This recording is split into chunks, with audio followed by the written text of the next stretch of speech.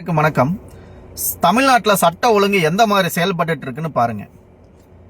தொடர்ச்சியா நம்ம ஊடகத்தை வழியாவோ இல்ல சமூக வலைதளங்கள் மூலியமாவோ பல செய்திகளை பார்த்துக்கிட்டு இருக்கோம்.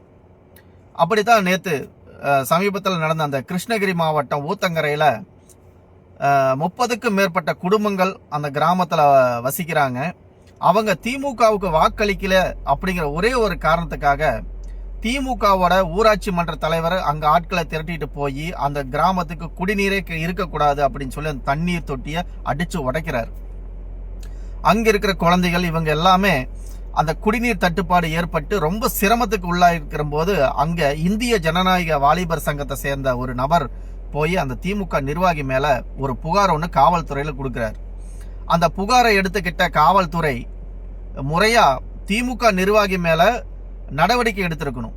அதை பண்ணாம மாறா யாரு போய் புகார் கொடுத்தாங்களோ அவரை போய் இரவோடு இரவா கைது பண்ணுது. இந்த காவல்துறை யாருக்கு சாதகமா செயல்பட்டு இருக்குன்னு பாருங்க.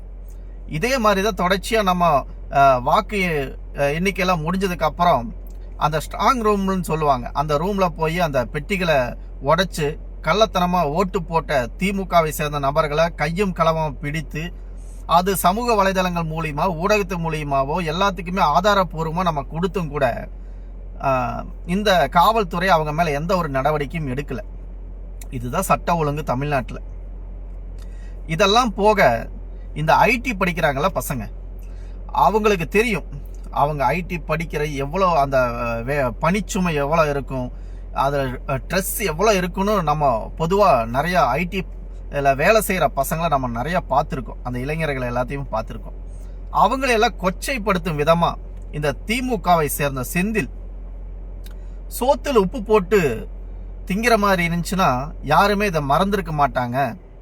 இந்த ஐடியில் நீ போய் வேலைக்கு சேர்ந்ததுக்கு காரணமே திமுக தான் அப்படின்னு சொல்லி அந்த இளைஞர்களை கொச்சைப்படுத்தும் விதமா ஒரு காணொளின்னு போட்டிருந்தார். அது உண்மையிலே மன வேதனையா இருக்கு. அந்த படித்த பசங்க பொதுவாகவே ஏன் படித்த பசங்க யாருமே மாற்றி யோசிக்க கூடாதா, யாருக்கு மாற்றி வாக்கு செலுத்தக்கூடாதா? அப்படி செலுத்துறவங்களை இவ்வளோ தூரம் நீங்கள் அசிங்கப்படுத்தணுமா? அப்படி என்ன உங்களுக்கெல்லாம் பதவி வெறி ஆசை சொல்லுங்க. கிட்டத்தட்ட 75 ஆண்டு வரலாறுலாம் பேசுறீங்கல்ல, அவங்க ஏன் மாற்றி ஓட்டு போட்டாங்கன்னு கொஞ்சம் யோசிச்சிருக்கலாமே. அதை பண்ணாம நீ மாற்றி போட்டியா, சோத்துல உப்பு போட்டு திங்கிறியா, இதெல்லாம் எதுக்கு?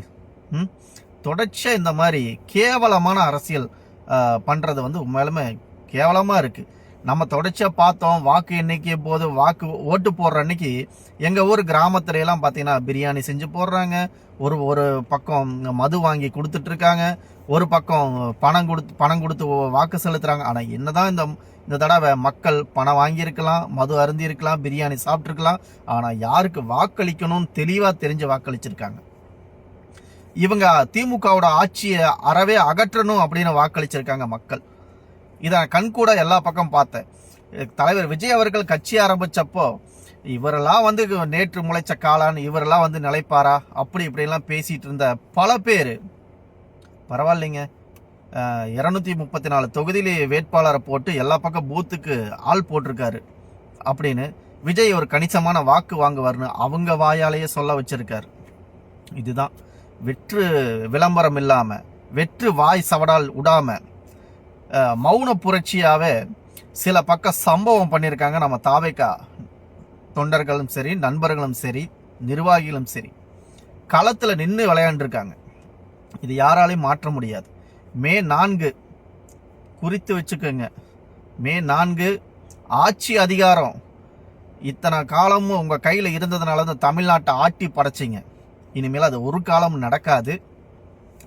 மே 4ஆம் தேதி ஒவ்வொருத்தரும் எதிர்பார்த்துட்டு இருந்த அந்த தருணம் வரப்போகுது. மக்களுக்கான ஆட்சி, மகத்தான ஆட்சி கண்டிப்பா அமையும். மக்கள் சிந்திச்சு எல்லாரும் இந்த முறை வாக்களிச்சிருக்கிறீங்க. இதுவரை இல்லாத வாக்கு சதவீதம் 85.7% மக்கள் வாக்களிச்சிருக்கீங்க.